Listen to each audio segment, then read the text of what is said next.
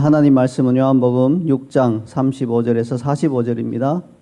요한복음 6장 35에서 45절 제목은 생명의 떡을 어떻게 먹어야 하는가?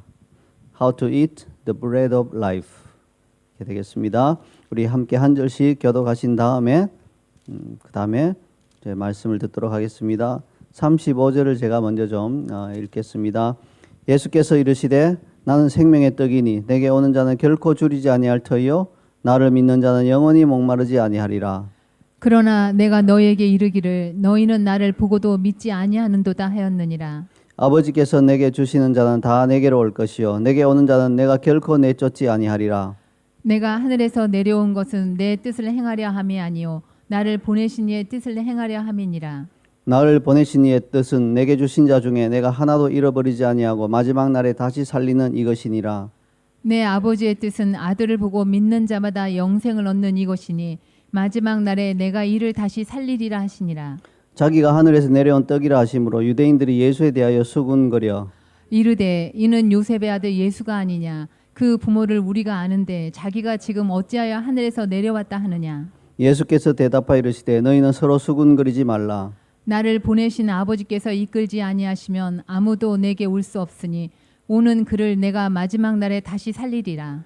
함께 읽겠습니다. 선지자의 글에 그들이 다 하나님의 가르치심을 받으리라 기록되었은즉 아버지께 듣고 배운 사람마다 내게로 오느니라. 아멘. 네, 말씀을 전하기에 앞서서 이렇게 우리 부엌에서 이 생명의 밥은 아니지만 이 밥 냄새가 좀 나니까요. 우리 메시지 생명의 떡 메시지의 주제에 이렇게 포커스한데 약간 방해가 되므로 문을 좀 닫아주시기 바랍니다. 네, 이 영적인 게 들어오려면요 육적인 것이 좀 닦여야 돼요.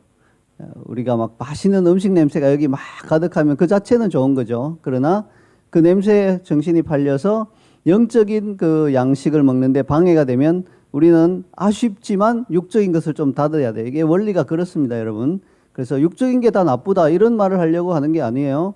뭐 영화를 볼 수도 있고 소설을 즐길 수도 있고 뭐 육적인 것들, 혼의 즐거움을 준 것들 얼마든지 할 수 있어요. 그러나 그것이 나의 영적인 삶과 영적인 양식을 취하는데 방해가 된다면 아쉽지만 좀 이렇게 close, 이렇게 문을 닫고 영적인데 집중할 수 있는 그러한 성숙한 우리 신앙인이 되어야 할 것입니다. 요한복음은요, 예수님이 공생의 기간에 하신 말씀을 좀 상당히 체계적으로 이렇게 정리해 놓은 그런 복음서예요. 다른 공관복음, 마태, 마가, 누가복음에 비해서 체계가 있어요. 그래서 예수님의 기적도 딱 7가지를 엄선해서 딱 소개하는 거예요. 7이라고 하는 숫자를 좋아해요, 요한복음은. 왜냐하면 이 7은 완전 수잖아요. 그리고 하나님의 숫자죠. 그래서 7가지로 이렇게 많이 해서 비유도 7가지 딱 이렇게 하고요. 그리고 또 하나 요한복음이 7이라는 숫자를 사용해서 소개하는 것이 예수님께서 나는 무엇이다 라고 우리가 당신이 어떠한 분이신가를 우리에게 알려주시기 위해서 요한복음에서 이 나는 무엇이다 라고 하신 것을 7가지를 또한 엄선해서 딱 실어 놓았어요. 오늘 본문이 그 중에 하나죠. 예수님은 당신이 생명의 떡이다 이렇게 말씀하셨습니다. 예수님께서는 나는 생명의 떡이니 그렇게 말씀하신 것이죠. 자, 여러분 예수님께서 다른 것도 많이 말씀하셨죠. 나는 길이요, 진리요, 생명이요 이렇게 말씀하셨죠. 또 어떤 것이 있습니까? 예수님께서 나는 선한 목자라 이렇게 말씀하기도 했죠. 자, 길이요, 진리요, 생명이다. 혹은 나는 선한 목자다 이렇게 하시면 이게 지금 무슨 뜻으로 무슨 의도로 이렇게 말씀하셨는지가 금방 이해가 되죠. 길이라고 하면 나를 통과해서 가라 이 말씀이잖아요. 진리라고 하면 나 외에는 다른 어떤 어떤 진정한 너희에게 평안과 생명과 이런 걸 주는 게 없다는 말이죠. 예. 그리고 선한 목자라고 하시면 역시 마찬가지죠. 그 내 음성을 듣고 따르라 그 말씀이죠. 목자는 양을 인도해서 좋은 곳으로 데려가니까 나를 믿고 좀 따라오너라. 이거 아닌 것 같은데요 하지 말아라는 거죠. 때로는 양을 데리고 가다 보면요. 사망의 음침한 골짜기로 지나가야 할 때도 있어. 그럼 양의 입장에서는 아닌 것 같은데요 이런 생각이 드는 거죠. 점점 더 골짜기로 내려가니까 불안해하고 햇볕도 안 들고 하는데 선한 목자가 야 나만 믿고 따라와 하면 아무리 상황이 이상해도 따라가야 한다. 그 말이잖아요. 그래서 나는 선한 목자다 이렇게 할 때는 이해하기가 비교적 괜찮아요. 물론 우리가 도시 사는 사람들이다 보니까 양과 목자의 관계 이런 거에 대해서는 잘 모르니까 그것도 또 제약이 있어요. 근데 뭐 양을 쳐본 사람은 금방 알겠죠. 특히 이스라엘 같은 지형에서 양을 쳐본 사람은 나는 선한 목자다 하시면 아, 예수님 지금 무슨 말씀하시는가가 금방 이해가 되는 거예요. 자, 그런데 떡이라고 하는 것은, 특별히 생명의 떡이라고 하는 것은 쉽게 이해가 되는 개념이 아닙니다. 예수님은 많은 것들 중에서 하필 왜 당신을 떡으로 비유하셨을까요? 그것도 생명의 떡 이렇게 말씀하셨습니다. 떡만 해도 좀 어려운데 생명의 떡이라고 하니까 이게 어떤 떡이란 말이지? 이런 어려움이 있죠. 따라서 우리가 잘 이해할 수 없는 것을 말씀하신다는 것은 뒤집어 보면 정말 중요하다는 거예요. 정말 중요하지 않으면 이해가 잘 안 될 테니까 패스 이렇게 하실 텐데 이걸 사용하셔서라도 반드시 전해야 될 신비가 그 안에 있다는 거예요. 예수님께서 생명의 떡이다 하셨을 때는 그것을 사용할 수밖에 없으신 그 떡의 특징이 있는 거예요. 그리고 우리가 떡을 어떻게 대해야 하는가의 특징이 있는 거예요. 그걸 그대로 하라는 예수님께서 그런 의도로 우리에게 나는 생명의 떡이다 이렇게 말씀하신 겁니다. 그래서 오늘 본문은요, 예수님께서 당신이 생명의 떡이라고 하신 말씀의 신비를 조금이나마 이해하고 또 이를 우리 삶에 적용할 수 있게 되기를 원하는 마음으로 준비했습니다. 그런데 한국어 성경, 우리말 성경에 떡이라고 번역된 단어는 사실은 100% 이렇게 딱 맞는 번역은 아니에요. 적절한 우리말이 잘 없어서 그냥 그 단어를 그냥 떡 이렇게 번역을 한 거예요. 그로 인해서 혼란이 조금 더 가중되기는 했습니다. 여러분에게서 떡은 어떤 의미입니까? 주식이라고 하기는 어렵죠. 우리가 뭐 날마다 떡을 먹진 않잖아요. 떡은 어떤 생일이라든지 특별한 날에 먹는 거죠. 뭐 축하할 일이 있으면 떡을 준비해서 먹는 거예요. 그래서 날마다 먹는 주식은 아닌데 어쩔 수 없이 떡 이렇게 번역을 한 거예요. 왜 그렇습니까?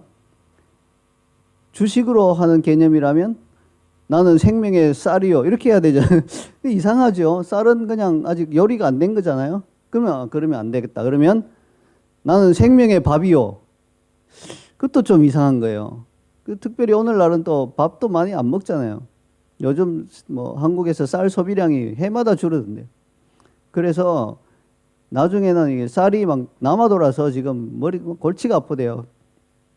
제가 어렸을 때는요, 우리 다니엘만 했을 때 학교 가면 이렇게 도시락을 싸가면 쌀만 해서 사가면 선생님한테 야단을 맞았어요. 이 귀한 쌀을 감히 너가 혼자 이 도시락에 그득 담아오다니 이렇게 해서 혼식이나 분식을 먹으라 이렇게 밀가루나 보리나 이런 걸 먹으라고 해서 그래서 이제 먹고 싶어도 쌀을 정부에서 먹지 못하게 했어요. 이 상상이 되세요? 그래서 집안 형편이 좀 괜찮아서 쌀을 얼마든지 살 수 있는 그런 집은요, 이제 밥을 90%는 그냥 담고요, 그 위에 한 10% 정도 보리쌀이나 이런 걸로 해서 싹 표면만 딱 덮어서 가져온 아이들이 있었어요. 근데 대부분 아이들은 뭐 어차피 쌀 살 돈이 별로 없으니까 혼식으로 보리쌀이나 이런 걸로 해서 가져오긴 했어요. 자, 밥이라고 옮기기도 적당하지 않은 거예요. 영어 성경에는 빵이라고 되어 있죠. 그나마 빵이 조금은 나아요. 밀가루라는 개념이니까요. 빵은 조금은 나은데, 근데 또 문제가 있어요. 우리나라 사람들이 빵 이렇게 하면 뭘 제일 먼저 떠올려요? 파리바게트 이런 데서 파는 크로아상 뭐 이렇게 이런 식빵 이런 걸 떠올리잖아요. 근데 이스라엘에서 먹었던 빵, 특별히 예수님 시대에 예수님이 나는 생명의 빵이요라고 했을 때 이 빵은 그 빵이 아닌 거예요. 여기 그림에서 보시는 것처럼 보통 피타라고 하는 이스라엘 사람들이 먹는 빵 비슷한 음식이에요. 물론 뭐 밀가루로 만들고 굽는다는 면에서는 같지만 질감이나 느낌이나 이런 게 완전히 달라요. 우리가 성찬을 할 때도 제가 딱 보면 이거 콜스나 우러스에서 왔는지 아니면 우리 데이빗이 정성껏 만드는지 금방 알잖아요. 다 느낌이 다른 것이에요. 피타라고 하는 이것이 바로 빵 비슷한 그것인데요. 그래서 차라리 피타라고 번역하면 어떨까? 뭐 그래도 우리나라 사람에게는 그게 큰 의미가 없는 것이죠. 그런데 여러분, 이 떡이라고 번역하든지 빵이라고 번역하든지 심지어는 이스라엘 상황에 맞춰서 피타라고 번역하든지 예수님의 이 비유가 본질적으로 가리키는 내용은 동일해요. 다시 말해서 예수님께서 당신을 가리켜서 비유하신 그 떡이 어떻게 생겼을까? 바게트처럼 생겼을까? 혹은 피타처럼 생겼을까? 뭐 어떻게 생겼을까를 아는 것이 중요한 것이 아니라, 물론 알면 좋긴 하겠죠. 그러나 그것이 본질은 아니고요. 예수님께서 나는 생명의 떡이라고 말씀하셨을 때 뭘 말씀하시는지 그 의도를 아는 것이 훨씬 더 중요한 것입니다. 자, 그러면 예수님께서 당신을 생명의 떡이라고 말씀하실 때 의도하신 것은 분명하죠. 그 의도를 파악하는 것은 어렵지 않아요. 예수님께서 당신이 생명의 떡이라 이렇게 말씀하셨을 때 의도는 뭡니까? 나를 먹으라 이거예요. 나를 먹으라. 그러니까 의도는 어렵지 않아요. 예, 나를 먹으라는 거예요. 자, 그런데 이 의도만 알아서 다 되는 건 아니에요. 어떻게 먹느냐라는 것이에요. 나를 먹으라 했는데 어떻게 먹냐. 데이빗, 만약에 내가 너 목사님을 먹어 이렇게 하면 뭐 어떻게 먹어야 될지 모르잖아요. 그죠? 예, 나를 사용하라 이렇게 하면 그나마 좀 나아요. 근데 나를 먹으라. 어떻게 사람을 먹지? 사람을 먹어도 되나? 이거 이해가 안 된다. 예, 이런 생각이 들 수밖에 없는 것입니다. 그래서 그때 당시에도 나를 먹으라 하셨을 때 굉장히 많은 의문이 있었어요. 아니 이게 무슨 뜻일까? 저 랍비께서 나를 먹으라 했는데 이게 무슨 의미일까? 우리는 지금 좀 나아요. 우리는 이게 예수님을 생명의 떡으로 먹는다라는 개념을 교육을 많이 받고 해서 또 우리 신앙의 어떤 기본적인 것을 아니까 무슨 의미인지 대략 아는데, 아무런 사전 지식 없이 예수님이 그 제자들에게 나는 생명의 떡이다 나를 먹으라 이렇게 하시면요, 마치 제가 너 나를 먹어 오늘 저녁에 나를 먹어 이렇게 말하는 것과 비슷하게 느껴져서 충격받는 거예요. 무슨 의미지? 왜 저런 말씀하시나? 저 어떻게 먹나? 팔을 하나 떼주시려나? 뭐 이런 생각이 드는 거예요. 그만큼 어려운 의도는 분명한데 뭘 어떻게 해야 되는지를 이해하기가 어려운 것을 왜 이렇게 말씀하셨느냐는 거예요. 문자 그대로 뭐 나를 그대로 뭐 이렇게 스테이크 먹듯이 먹으라 이 말씀은 아니죠. 그런데 이 말씀을 두고 이제 무슨 의도인지가 서서히 밝혀지기 시작하는 거죠. 예수님이 십자가 죽으시고 부활하신 다음에 나타나시고 또 그분의 말과 행적을 따라가 보니까 비로소 나를 먹으라라고 하는 게 무슨 의도인지가 드러나고 깨닫게 되는 거예요. 그래서 초대교회 아버지들은요, 예수님께서 나는 생명의 떡이니 나를 먹으라 하신 데는 두 가지 방법으로 그분을 먹을 수 있다는 것을 깨닫게 되었어요. 실제로 먹을 수는 없죠. 예수님 눈에 안 보이잖아요. 그러니까 이것은 영적인 의미로 해석해야 되는구나. 자, 그러면 실제로 어떻게 먹을 수 있는가? 그것을 두 가지 방법으로 먹을 수 있다고 우리에게 알려주셨습니다. 그 첫 번째 방법은 하나님의 말씀인 성경 말씀을 신비한 방식으로 먹음으로써 예수님을 먹는 겁니다. 그래서 성경 말씀을 우리가 먹을 때, 즉 읽을 때, 이걸 먹는다고 좀 표현하기를 좋아했는데요. 성경 말씀을 먹을 때 그것도 그냥 아무 생각 없이 그냥 이렇게 읽는 게 아니라 신비한 방식으로 우리 안에 이렇게 들어올 수 있게 이렇게 먹을 때 그게 바로 예수님을 먹는 것이죠. 예수님은 어떤 분인가요? 말씀이 육신이 되어서 오신 하나님이십니다. 그러므로 우리가 신비한 방식으로 하나님의 말씀을 먹을 때 예수님을 먹을 수 있다고 가르쳐 주셨습니다. 자, 이런 의미에서 초대교회 아버지들은 성경을 읽는다 이렇게 표현하는 것보다는 먹는다라고 표현하기를 즐겨하셨습니다. 그분들에게 있어서 말씀은 예수님 그 자체이자 생명의 떡이었던 것입니다. 자, 그러면 오늘날 우리는 이것을 어떻게 우리 삶에 적용할 수 있을까요? 어떻게 말씀을 먹어야 내 혼이 만족하고 그리고 생명을 얻고 이런 방식으로 예수님이 원래 의도하셨던 방식으로 말씀을 먹을 수 있을까요? 이게 중요한 거예요, 여러분. 말씀을 그냥 펴서 쭉 눈으로 읽는다고 다 되는 게 아닌 거예요. 어떤 사람이 그 프랑스인가 그래요. 그 정확한 나라는 모르는데 실화예요. 반역죄로 몰려서 감옥에 들어가게 됐어요. 그리고 이제 감옥에 들어간 죄수에게도 자비는 필요하니까 자유를 구금하고 그 외딴 섬의 감옥에 혼자 있지만 책 한 권은 넣어줘야 된다 해서 성경 한 권만 딱 넣어준 거예요. 그리고 수십 년이 흘렀어요. 이 사람은 할 게 아무것도 없고 성경 한 권만 딱 있는 거예요. 이 사람이 죽을 때 어떤 기록을 남겼는지 아세요? 그때는 컴퓨터가 없는 시절이어서 뭐 성경에 무슨 단어는 몇 번 나오고 이런 거 알 길이 없어요. 우리 오늘날은 컴퓨터로 뭐 성경에 어떤 특정한 단어 딱 치면 뭐 3272회입니다. 이렇게 딱 나오잖아요. 근데 그 몇백 년 전에는 그런 게 없잖아요. 이 사람이 죽을 때 뭔 남겼냐면 성경에 특정한 어떤 단어는 몇 번 나온다. 뭐 단어는 몇 번 나온다. 성경 한가운데 구절은 이거다. 성경에서 가장 긴 장은 이 장이다. 뭐 이런 온갖 그 성경에 관한 여러 가지 그 지식들을 그렇게 해서 남기고 죽었어요. 근데 예수님은 나의 구주시다 이런 말은 없어요. 그러니까 성경을 하나의 책으로 대한 거예요. 하도 심심하니까 성경에 사슴 몇 번 나오지? 하면서 막 눈을 켜고 막 사슴만 찾아보고 시편 가니까 사슴이 시네. 사슴 한 번. 그리고 뭐 계속해서 사슴은 뭐 몇 번. 이런 식으로 한 거예요. 여러분 성경을 폈다고 다 성경이 생명의 양식이 되는 것은 아닌 것을 기억하시기 바라요. 뭐 학교 공부하는 것도 마찬가지죠. 책 펴놓고 선생님 막 말씀하시는데 딴 생각하고 있으면 전혀 이게 내 실력에 도움이 안 되는 것과 똑같아요. 그래서 성경이 생명의 양식이 되도록 먹는 방법이 있다는 것이에요. 자, 그러면 어디서 우리는 그 방법을 찾을 수 있을까요? 예수님께서 생명의 떡이라고 하시면서 덧붙여 하신 말씀이 있어요. 나는 하늘에서 내려온 살아있는 떡이다. 생명의 떡이다. 이렇게 말씀하셨어요. 하늘에서 내려왔다. 하늘에서 내려온 떡이다. 이렇게 말씀하신 거예요. 그런데 여러분, 하늘에서 내려온 떡이 또 있죠? 구약에 보면 있어요. 뭡니까? 만나죠. 예. 그래서 사실은 만나가 예수님을 예표하는 것이에요.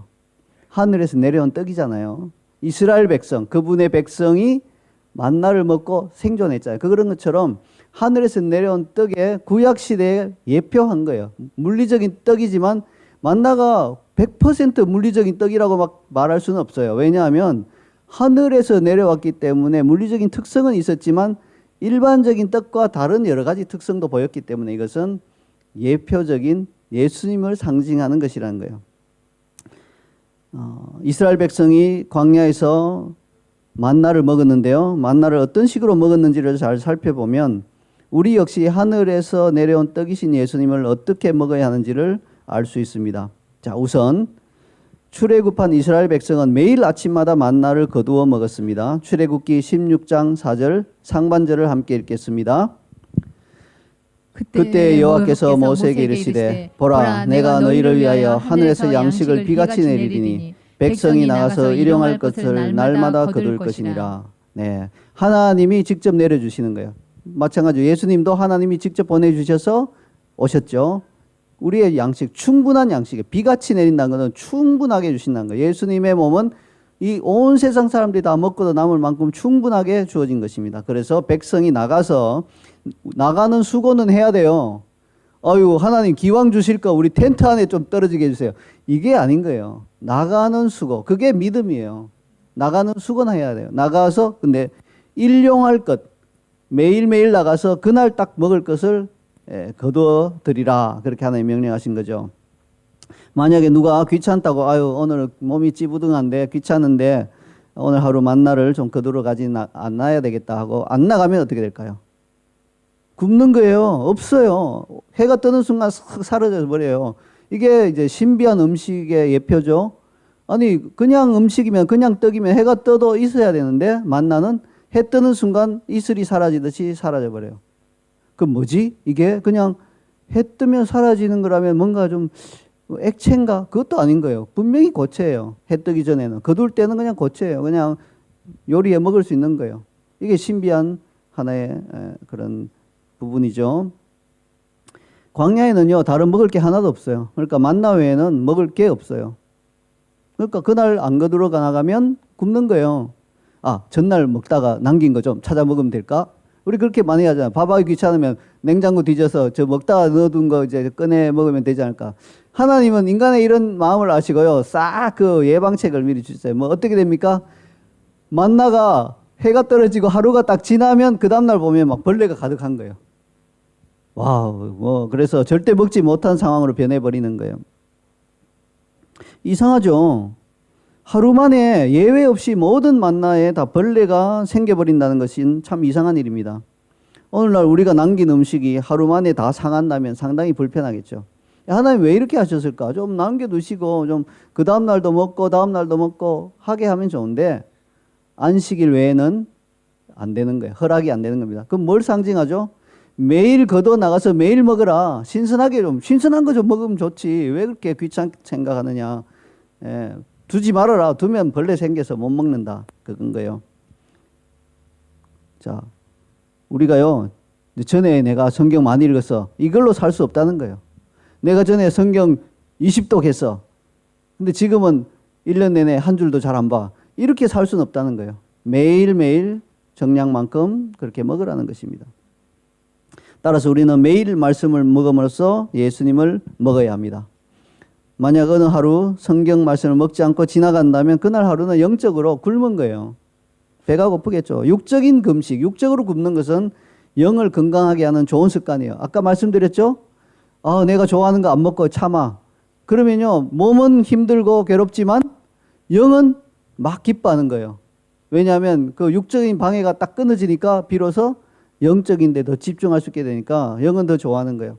근데 반대로 영적인 걸 안 먹고 굶어버리면 이제는 막 육이 좋아하죠. 막 자기도 모르게 막 아니면 알게 그냥 육적인데 더 그 시간을 더 많이 써버리면요. 세상의 다른 것들, 별로 좋지 않은 것들로 막 채우게 되는 겁니다. 우리가 영적으로 이 살아가는 이 삶은 광야 같은 삶이에요. 만나 외에는 먹을 게 없는 거예요. 영적인 의미로 봤을 때 우리가 이 세상에 좋은 것이 넘치고 넘치는 것 같지만 아니에요. 다 그게 쓰잘데기 없는 것들이고 돌이고요. 우리 우리에게 영의 양식을 줄 수 없는 것들이에요. 오직 만나밖에 없어요. 예수 그리스도 그분의 말씀밖에 없다는 것을 기억하시기 바랍니다. 그러므로 매일 우리는 말씀을 먹어야 합니다. 이처럼 우리는 매일 힘써 성경 말씀을 먹어야 합니다. 이제 어떻게 먹어야 하느냐? 초대교회 아버지들은요, 성경을 단순히 눈으로 이렇게 읽는 것보다 자신이 직접 눈으로 보면서 입으로 소리내어서 읊조리면서 자신의 귀로 들으면서 말씀을 먹을 때 이게 그냥 단순히 읽는 것보다 3배 효과가 있다고 합니다. 몇 배? 3배. 그렇죠. 눈으로 보고 귀로 듣고 또 입으로 말하고 있으니까 3배 효과죠. 오늘날 많은 그리스도인들이 보면 좀 그래도 신앙이 있는 분들은요, 자동차를 타고 가거나 차를 운전해 가면서 성경 말씀을 들어요. 참 좋은 거죠. 제가 어떤 목사님 차에 딱 탔는데 시동을 켰는데 갑자기 큰 소리로 막 하고 막 이게 뭐냐 그러니까 성경 말씀이에요. 이분은 아예 뭐 시동 켜는 순간 성경이 나오도록 장치를 해 놓으신가 봐요. 참 좋은데요. 네. 집에서까지 이럴 필요는 없다는 거예요. 제 말은. 차량으로 이동하고 이렇게 할 때는 눈으로 볼 수 없잖아요. 교통사고 날 수 있으니까. 그러니까 그렇게 하시는 거 좋은데 집에서 조용히 아무도 없는데 그냥 오디오로 들으면서 이렇게 누워서 듣고 이럴 필요는 없다는 거예요. 눈으로 보고 자기 입으로 말하고 귀로 듣고 이 3배 효과가 되는 그러한 성경 말씀 먹기를 꼭 실천하시기 바랍니다.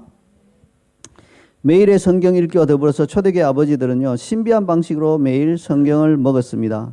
자, 이 신비한 방식이라고 하는 것은 뭐냐니까요. 먼저 하나님의 영의 도움을 구하는 거예요. 하나님 말씀을 펼 테니까 성령님 오셔서 깨닫게 해주십시오 하고 그 하나님의 영의 도움을 구하면서 말씀을 폈습니다.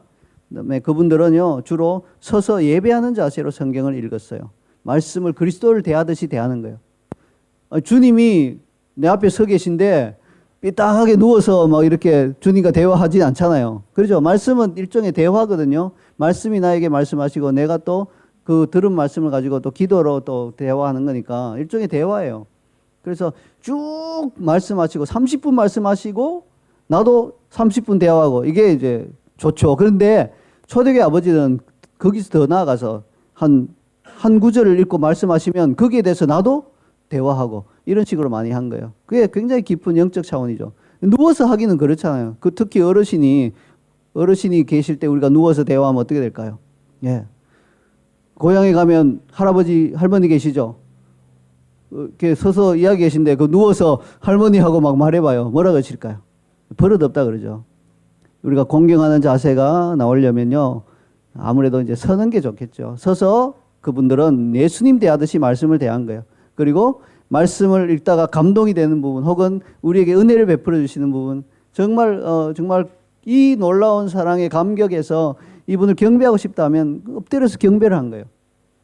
근데 우리는 뭐 그렇게 하면 좋은데 공동체적으로 할 때는 사람마다 이렇게 다르잖아요.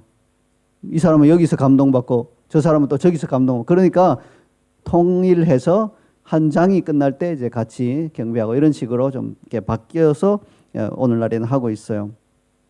그분들은 이렇게 특별한 방식으로 읽는 성경 말씀은 속 사람의 위장으로 들어가서 생명의 양식이 된다고 가르쳤습니다.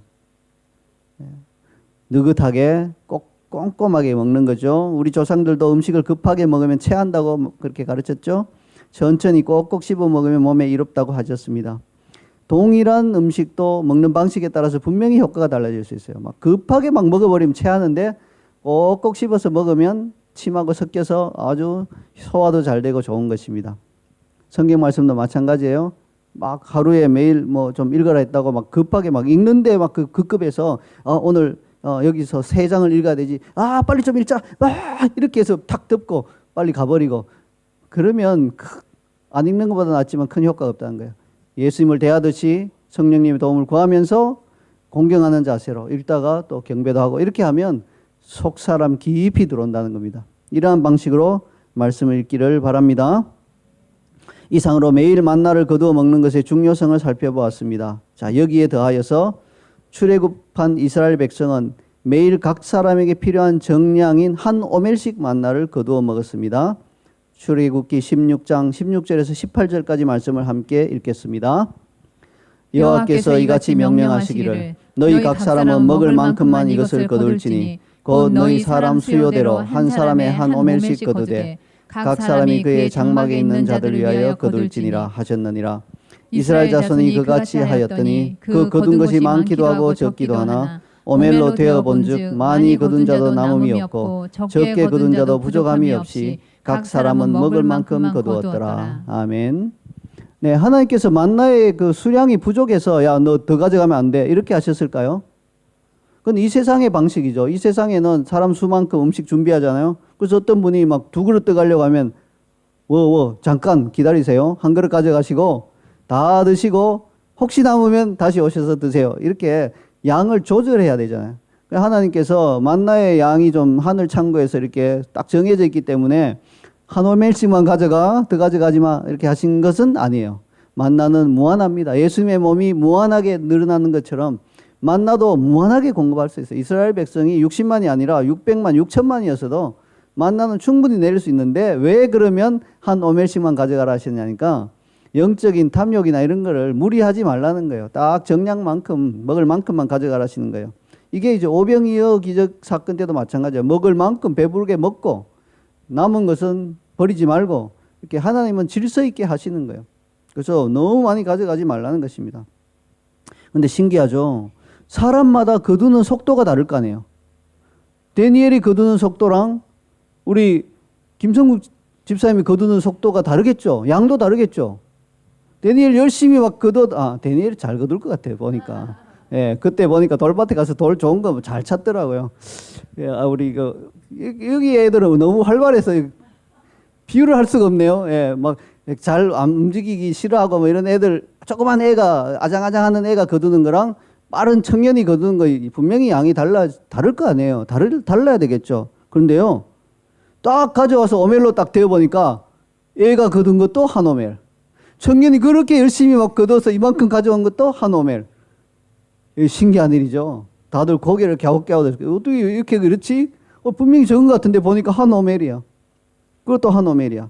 자, 또 하나 또 신기한 게 뭡니까? 자, 그러면 한 오멜 가져와서 대어 보니까 다 한 오멜로 똑같아. 그래서 이제 각각 가져가서 나눠 먹는데, 아니 이제 또 다시 또 우리 아이가 먹는 양이랑 어른이 먹는 양은 양이 다르잖아요.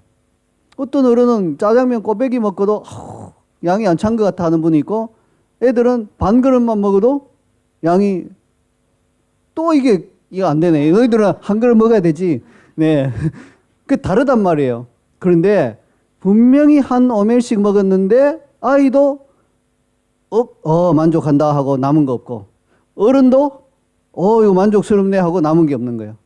이게 어떻게 된 일인가? 이게 이제 하나님의 말씀 예수 그리스도의 몸을 상징하는 예표다 보니까 그런 거예요. 이게요 기가 막히게 각 사람에게 딱딱 들어맞는 거예요. 각 사람에게 딱 맞게 적용이 딱딱 된다는 거예요. 놀라운 일이죠.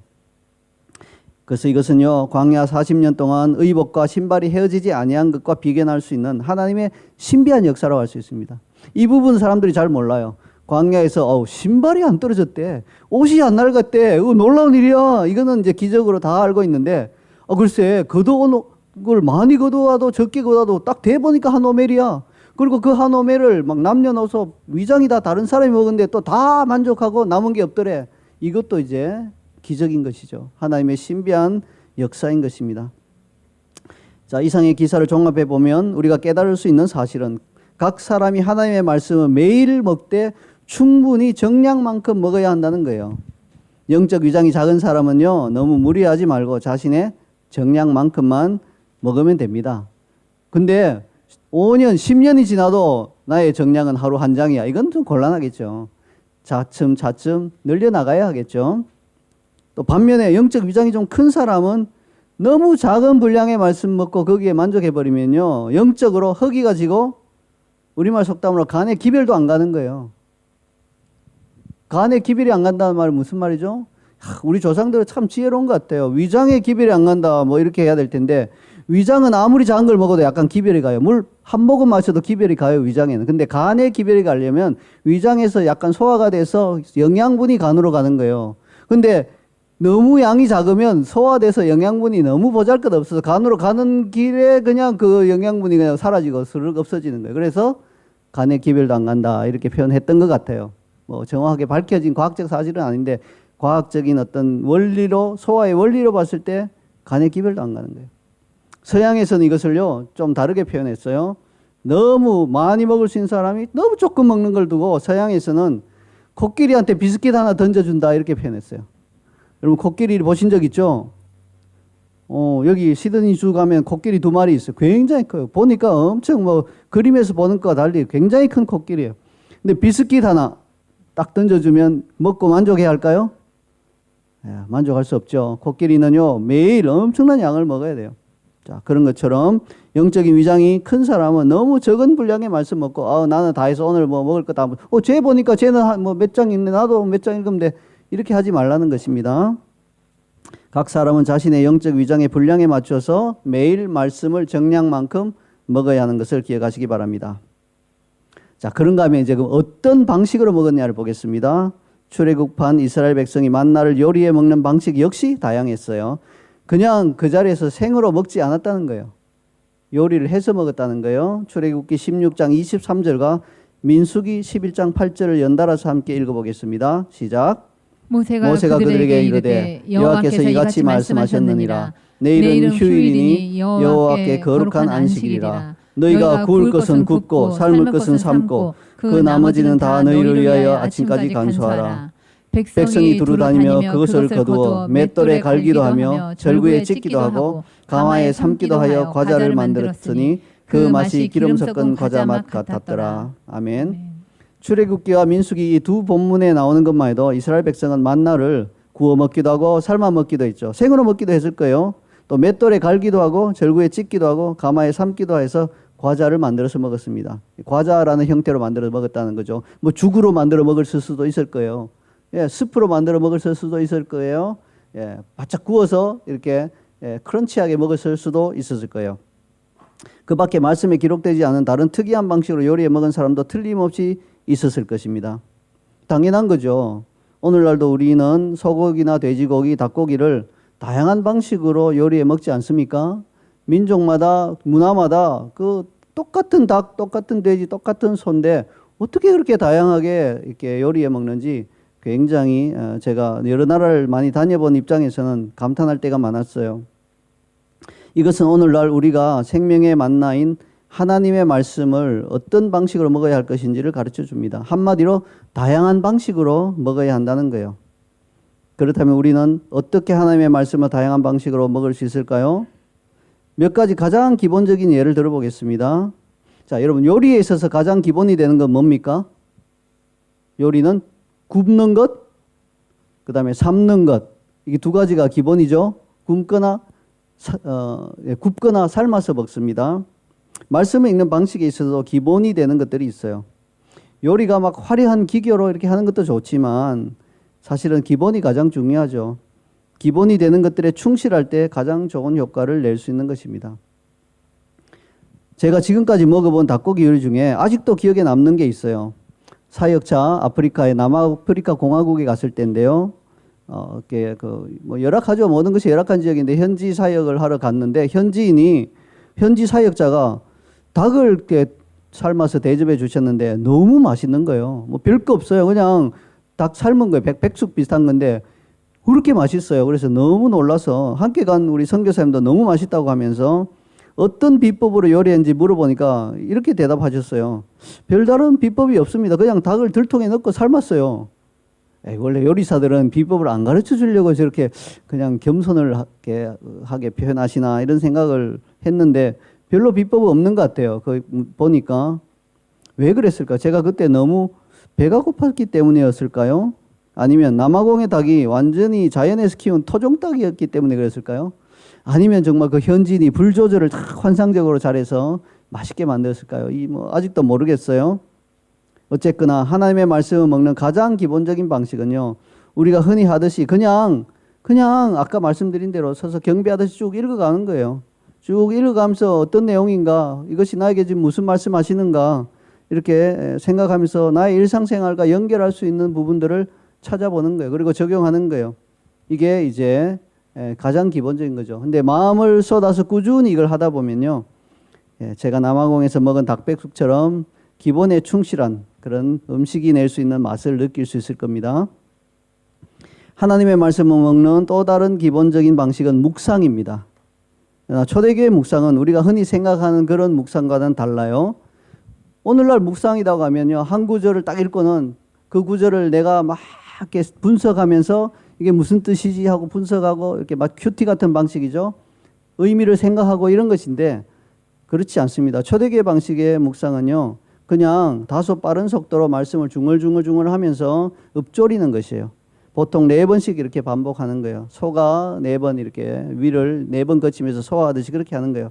이렇게 묵상하다가 성령께서 감동을 주시는 부분이 있다면 이 부분만 다시 집중해서 읊조리는 거예요. 뭐 내가 생각하고 이런 게 아닌 거예요. 이렇게 하면 마치 소가 여물을 먹고 4개의 위를 통과시키면서 소화시키는 것처럼 말씀이 우리 안에서 소화가 되고 영양분을 공급하게 됩니다. 묵상과 함께 한 가지 더 소개하고 싶은 방식이 있어요. 그것은 한 자리에서 한꺼번에 많은 분량의 말씀을 읽는 것이요. 뭐 가능하다면 성경의 책 한 권을 이렇게 읽는 것, 이런 것도 참 좋은 말씀을 읽는 방식이에요. 룻기 이런 거는 쉽겠죠. 그런데 이사야 이런 건 어렵겠죠.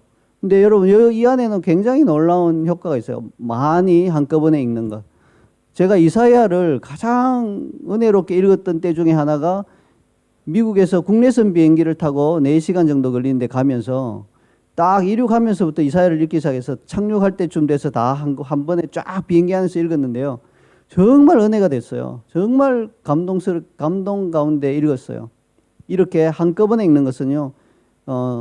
우리의 생각을 새롭게 해주고요. 혼을 정결케 하고 하나님이 이 책 전체를 통해서 우리에게 주시고자 하는 메시지를 캐치하는데 굉장히 도움이 됩니다. 내면의 치유와 또한 회복에도 큰 도움이 됩니다. 이것은 마치 집중 치료가 이루어지는 영적 중환자실에 자신을 두는 것과 같은 효과를 내지요. 말씀이 우리의 주치의가 되어서요. 우리 내면의 치료가 필요한 부분을 친히 찾아가셔서 회복시켜 주시는 역사가 일어납니다. 네, 이 밖에도 하나님의 말씀을 먹는 다양한 방법이 있지만 시간 관계상 다음 기회에 소개해 드리도록 하겠습니다. 하나님의 말씀을 먹는다는 주제에 관해서 마지막으로 한 가지만 덧붙이면서 마무리를 짓고자 합니다. 여러분, 음식을 먹을 때 혼자 먹는 것보다 함께 먹을 때가 훨씬 더 흥이 나고 좋지요. 특별히 한국 사람들은 혼자 밥 먹는 거 싫어하잖아요. 언제부터 혼자 밥 먹는 게 좀 이렇게 유행하는지 몰랐는데 우리 옛날에는 그렇지 않았어요. 절대 혼자 밥은 안 먹어요. 굶으면 굶었지 혼자 밥 먹는 일은 없었어요. 식당에 가도 혼자 오셨습니까? 네, 나가십시오. 이렇게 돼서 혼자 밥 먹는 것은 상상을 못하던 시절이 있었어요. 그러므로 혼자 하지 않고 공동체로 하는 거에 더 강력한 파워가 있다는 것을 우리 조상들은 알았던 거예요. 말씀 먹기도 일종의 식사잖아요. 그러니까 공동체로 함께 할 때, 2인 이상이 같이 할 때 더 파워풀해요. 2명보다 4명이, 4명보다 8명이 훨씬 더 파워풀하게 할 수 있습니다. 성령의 역사가 더 강력해집니다. 그러므로 가급적 2사람 이상 공동체로 말씀을 먹을 수 있다면 좋을 것입니다. 소그룹으로 말씀을 먹을 것을 적극 권장합니다. 자, 이제 초대교회 아버지들이 가르쳐 주신 바 말씀이신 예수 그리스도를 먹는 두 번째 방법에 관해 알아보겠습니다. 이 두 번째 방법 뭐 길게 이야기할 건 없어요. 우리가 잘 아는 성찬이라고 하는 성례를 통해서 그랬습니다. 성찬의 본질이 무엇인가에 대해서 각 교단마다 바라보는 시각이 다릅니다. 그래서 양쪽 극단이 있어요. 한쪽 극단은 로마 가톨릭이에요. 그들은 성찬을 할 때 신비로운 방식으로 이 떡과 포도주가 실제로 예수님의 살과 피가 된다 이렇게 말했어요. 그러니까 내가 성찬 떡을 씹으면 예수님의 몸을 막 씹는 거예요. 그러니까 씹지 말라 그래요. 어떤 데는. 왜? 예수님이 씹으면 아프시니까 씹지 말고 그냥 녹여서 삼키라 이렇게 이야기해요. 좀 기괴하죠. 이게 그럴까? 이게 한쪽 극단이에요. 너무 좀 나간 것 같죠? 예. 자, 그래서 근데 이제 우리가 이렇게 받아서 먹으면 분명히 떡이잖아. 아직까지 살을 씹는 느낌이 아니잖아요. 포도주도 그냥 피 맛이 안 나잖아요. 그냥 포도주인데 이게 예수님의 살이고 예수님 피야 이렇게 강요하니까 이게 벌거벗은 임금님처럼 나 혼자 이게 아닌 것 같은데 할 수도 없고 굉장히 곤란한 그런 상황이죠. 이와 반대로 개신교의 일부 교단, 모두는 아닌데 일부 교단은 반대쪽 극단이에요. 그냥 그 기념하는 거야, 기념. 예수님께서 우리를 위해 십자가에 돌아가신 것을 이거 성찬을 통해서 기념하고 감사하고 그런 정도지. 여기 뭐 신비한 거 아무것도 없어. 그냥 기억하게 하는 거야. 이렇게 말한 거예요. 어떤 사람이 예를 들어서 그 전쟁터에 나갔는데 너무 보고 싶으니까 그 사람 평소에 신던 운동화 올려놓고 야, 이 운동화 보면서 그 사람 전쟁터에 나간 우리 가족을 기억하고 이런 정도예요. 이것도 너무 극단으로 치우쳐버린 거예요. 굉장히 무미건조하죠.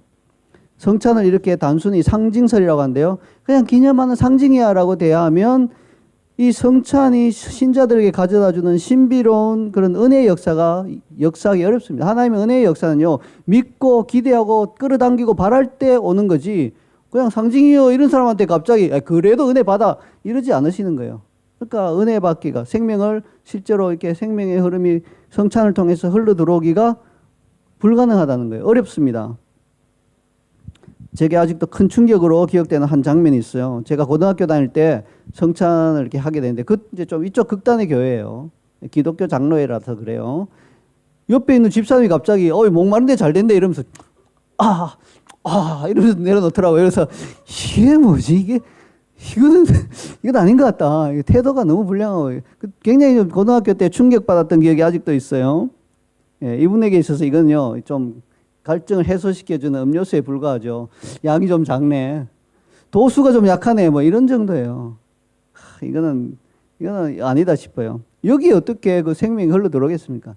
네, 만약에 성찬에 정말 신비로운 어떤 생명이 흘러오는 그러한 하나님이 제정하신 뭔가가 있다면 그 이면에 영적인 뭔가가 있다면 굉장히 큰 것을 놓치는 거예요. 그래서 우리는요 초대교회 방식을 따른 겁니다. 뭡니까? 그분들은요 우리가 믿음으로 성찬을 받을 때 떡과 포도주는 영적이면서 신비한 방식으로 예수 그리스도의 살과 피로 변화해서 우리 안에 그분의 은혜와 생명을 가져다 준다고 믿는 것입니다. 그러므로 이러한 신비한 생명을 공급받기 위해서 성찬 역시 자주 하면 할수록 좋다고 했습니다. 그래서 우리 교회는 매주 하는 거잖아요. 할 수만 있으면 매일 하는 게 더 좋아요. 사실은 말씀을 매일 읽는 게 좋다면 성찬도 매일 하는 게 더 좋아요. 그러나 형편과 여건상 잘 할 수 없었고 특별히 초대교회 아버지들은 사막에서 주로 살았기 때문에 포도주나 떡을 구하기가 어려워서 말씀을 매일 먹는 것으로 성찬을 대신한 경우가 많았다고 합니다. 그래서 우리는 자주 가급적 공동체적으로 이 성찬을 자주 하되 믿음으로 하셔야 돼요. 믿음으로 받으셔야 돼요. 그렇게 할 때 은혜와 사랑이 흘러들어올 것입니다. 우리 자이언 CC에서 매주 성찬을 실시할 수 있음에 대해서 참 하나님께 감사드립니다. 초대교회 아버지들이 가졌던 것 같은 그런 시각으로 믿음으로 교회의 성찬에 참여한다면 부활하신 예수 그리스도를 우리가 매주마다 성찬이라는 방식으로 신비로운 방식으로 먹는 것이 되며 말씀을 먹는 것과 함께 예수 그리스도의 생명이 우리 안에 흘러 들어올 것입니다. 이제 말씀의 결론을 맺겠습니다. 예수님은 당신의 말씀을 사람들이 오해할 소지가 다분함에도 불구하고 자신이 생명의 떡이라고 말씀하셨습니다. 이 말씀을 하시는 예수님의 의도는 그렇죠. 우리가 날마다 우리의 영적인 분량에 맞추어서 다양한 방식으로 하나님의 말씀을 신비한 영의 방식으로 먹으라 하시는 겁니다. 그럴 때 우리는 말씀이신 예수님을 실제로 먹을 수 있습니다. 또한 예수님은 당신이 제정하신 성찬을 통해서 우리가 당신을 실제로 먹을 수 있다고 하십니다. 성경 말씀 먹기와 성찬, 이 두 가지 신비한 방식으로 우리는 날마다 말씀이신 예수님을 먹어야 하겠습니다. 아멘. 우리 이제 한번 결단하십시다. 이 예수님을 먹는 것, 이게 무슨 개념인지 오늘 배웠습니다. 듣고 흘러버리면 그만이죠. 이것을 내가 실제로 먹으리라. 말씀을 통해서 성찬할 때마다 실제로 예수님을 먹으리라. 이 결단을 가지고 우리 본문의 말씀을 이렇게 읊조린 다음에 기도로 나가도록 하겠습니다.